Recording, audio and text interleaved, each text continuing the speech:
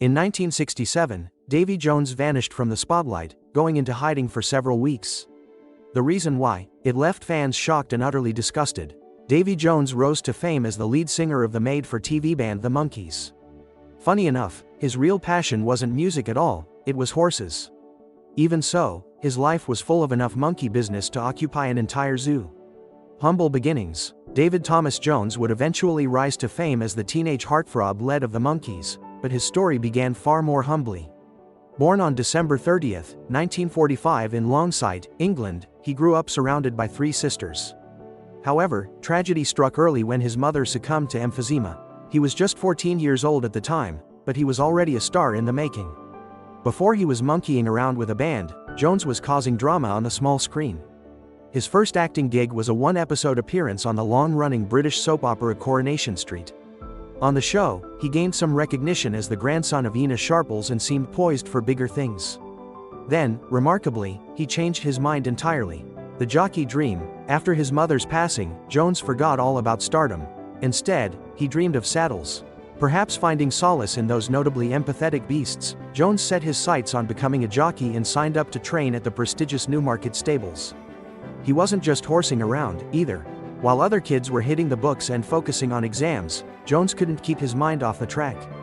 In a bold move, he dropped out of secondary school to pursue his dream of becoming a jockey.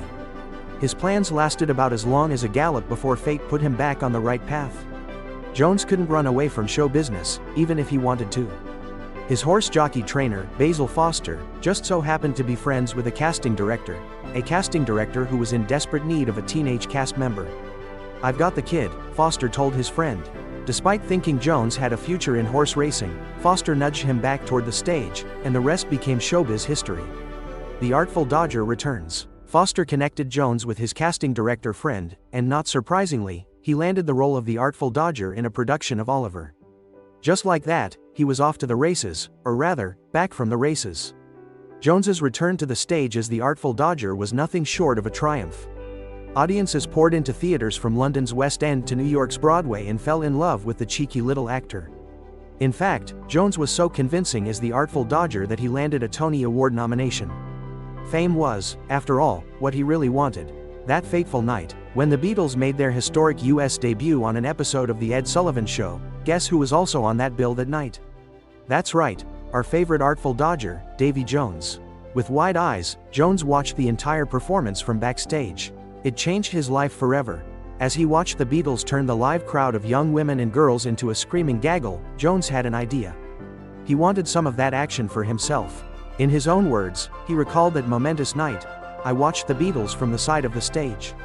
I saw the girls going crazy, and I said to myself, this is it. I want a piece of that." He would get his piece. Breaking into American television, the Beatles weren't the only ones to get their big break on The Ed Sullivan Show. Jones, following his own appearance that night, caught the eye of Screen Gems executive Ward Sylvester. Soon enough, Jones was popping up in American TV shows like Ben Casey and The Farmer's Daughter. But if he wanted a taste of Beatlemania, he would need a band. So once again, he changed his tune. Before he was monkeying around with the Monkees, Jones had started a successful solo career. Swinging off the vine of his solo single, "What Are We Going to Do?" Jones landed on the Billboard Hot 100 at number 93.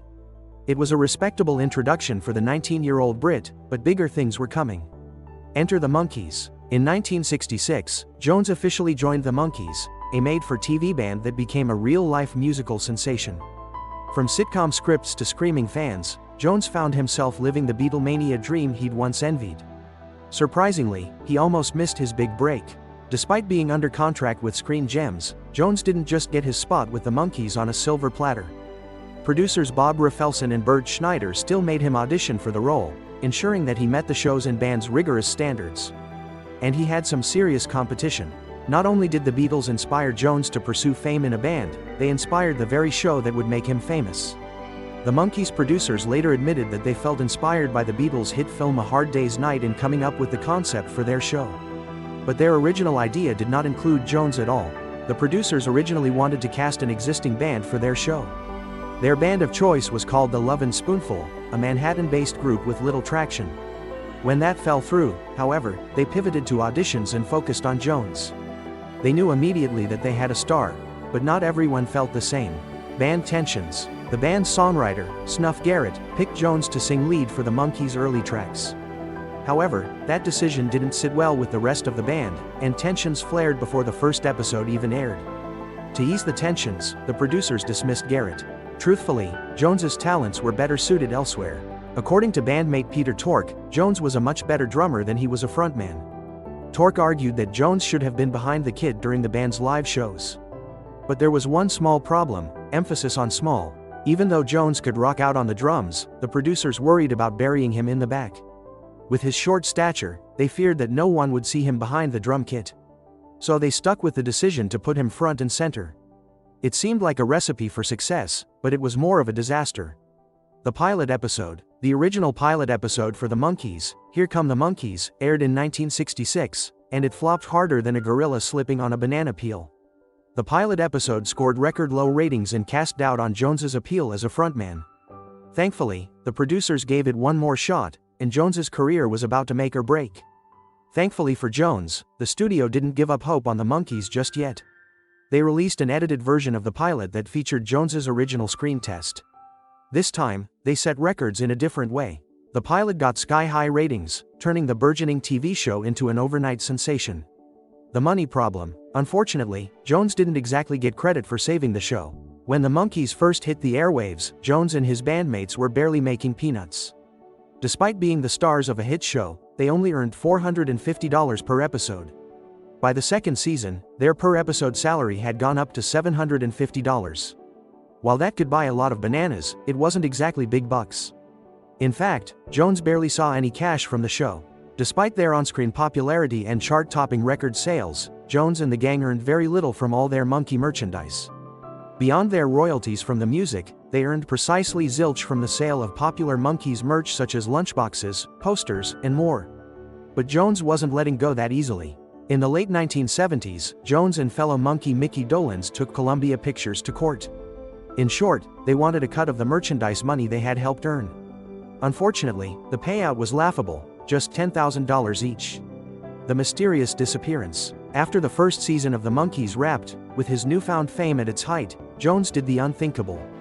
He vanished. Without a word from the teenage heartthrob, fans began spinning wild yarns, suggesting that Jones was in mortal danger. The truth, however, was far stranger. In reality, the reason for Jones's disappearance was something no one could have guessed. Jones, being a British citizen in America, had received a draft notice. But he wasn't about to swap his tambourine for a tank. In a bold move, he fasted for 3 weeks so that he would fail the physical. And it worked, but not without a bit of drama. Before Jones failed his physical, the Monkees producers worried that Uncle Sam would call dibs on their star. So in a mad rush, they began production on the second season of the show. Assuming that Jones would be overseas, they completed production in record time. But it was all for nothing. While the official story is that Jones starved himself to fail the physical, there is another version of the story that is equally plausible. Allegedly, Jones avoided the draft not because of malnourishment, but because he was the sole financial support for his family, a family that he had started in secret. The secret marriage. In December 1967, with Monkee mania reaching epic proportions, Jones slipped away and secretly married Dixie Linda Haynes. The lovebirds lived quietly until their daughter Talia was born in October 1968. Only then did fans find out, and they weren't exactly thrilled. As a teenage heartthrob and frontman for the beloved boy band, part of Jones's appeal was his bachelorhood. So when fans found out about his marriage, they weren't exactly thrilled. Even so, Jones was undeterred. "I kept my marriage a secret," he explained, "because I believe stars should be allowed a private life." Still, the backlash contributed to the end of the marriage by 1975. Cultural impact. Back in the 60s, with Monkee mania surging across the airwaves and TV screens of the nation, there was only room in the spotlight for one Davy Jones. So when a rising star named David Jones wanted his shot at stardom, he had to change his name to David Bowie. Jones's cultural impact didn't end there. As the frontman of the Monkees, Jones became such a sensation that he paved the path to stardom for other aspiring actors and musicians. His shaggy haircut and boyish charm were so iconic that Star Trek producers reportedly cast Walter Koenig as Chekhov just to mimic Jones's look and attract younger viewers. His wild success was, however, coming to an end. The beginning of the end. After their show wrapped in 1968, the Monkees didn't just climb up a tree and swing by their tails. They starred in a wild satirical film called Head, co-written by none other than Jack Nicholson. The psychedelic romp was as weird as it sounds, but it was a huge hit with audiences. However, it would come at a great cost for Jones. When the Monkees learned that their producers wouldn't give them credit or creative control for Head, they weren't having it. Jones, Dolenz, and Nesmith staged a one-day walkout, leaving poor Peter Tork to show up to an empty set. The protest created an irreparable rift in the band. After their brief strike, the boys returned to work with one condition: the studio had to increase their percentage share of the film's profits. While they got the raise, the walkout left lasting tension with the producers and ultimately severed their working relationship. Without the producers that put them together, it was only a matter of time before they fell apart. By 1970, the Monkees had officially disbanded. Tork and Nesmith bailed first, leaving Jones and Dolenz to record one final sugary sweet album called Changes. However, Jones knew that something had changed and distanced himself from the bubblegum pop album. Reflecting on Changes, Jones didn't mince words. In the liner notes of the 1994 re-release, he confessed that he and Dolenz had essentially been duped into recording what he called an Andy Kim album under the Monkees name. It wouldn't be the last time a studio threw a banana peel in his path. Solo struggles. Hoping to go solo, Jones signed with Bell Records in 1971, but the contract tied his hands. He had no say over the songs or his producer, and the result was a string of uninspired records that even his most ardent fans struggled to love. Still, he had something everyone wanted. Despite his floundering solo career, Jones managed to have his moments. His second solo album featured the wistful track Rainy Jane, which climbed all the way to number 52 on the Billboard charts. It wasn't exactly the heights he had climbed with the Monkees, but it was a start, or possibly a premature end. Despite his fame and talent, Jones floundered in his post-Monkees years. Music historian Glenn A. Baker summed it up best. For an artist as versatile and confident as Davy Jones, the relative failure of his post-Monkees activities is puzzling. For all his confident predictions to the press about his future plans, Davy fell into a directionless heap when left to his own devices. Little did anyone know, he would find his way back to the top, no matter what. Return to theater. When the studio lights faded, Jones returned to his roots, the theater. In 1977, he reunited with Mickey Dolenz in a musical production of The Point in London, where he starred as Oblio. While the West End didn't offer him the same audiences as TV, the spotlight shone just as brightly. Back on the stage where it all began, Jones rekindled his passion for performing, and it showed. His chemistry with Dolenz in The Point was so electric that the producers expanded the show's comedic elements just for them. They even added 2 songs, one sung by Jones himself, to make the most of their Monkees magic. Turns out the world was still bananas for them. Even years after it ended, the Monkees was such a hit that producers planned a revival in 1979. But by that time, the production costs had ballooned and the producers had to scrap the reboot. Instead, Jones returned to another one of his early successes, Oliver. He reprised the role of the Artful Dodger one last time and dazzled audiences. But the Monkees weren't done yet. The MTV revival. When MTV aired a marathon of the Monkees in 1986, it introduced Jones and his bandmates to a whole new generation and sparked a wave of nostalgia for their adult fans. Suddenly, teenage girls from the 60s, now full-grown women, and their daughters were screaming for Jones all over again. Monkey Mania was officially back. The wave of renewed fame swept Jones, Dolenz, and Tork into a reunion tour that ran from 1986 to 1989. As they celebrated their 20th anniversary, Monkees fans couldn't get enough of their classic hits or the cheeky antics that made the band beloved in the first place. Jones, however, might have had enough. Jones had found a life for himself after the success of the Monkees, and he seemed reluctant to give it up. So when the band released their comeback single, That Was Then, This Is Now, Jones didn't feature in it. Nevertheless, he didn't disappoint fans, joining his band for the album Pull It. But when the record didn't exactly cannonball onto the charts, Jones went back to his true passion. Full circle, horses. Though show business paid the bills, Jones never let go of his first love, horses. Throughout his singing and acting career, he held an amateur jockey's license and raced professionally. In 1996, he even won his first race riding a horse named Digpast. He still had one life goal left unchecked.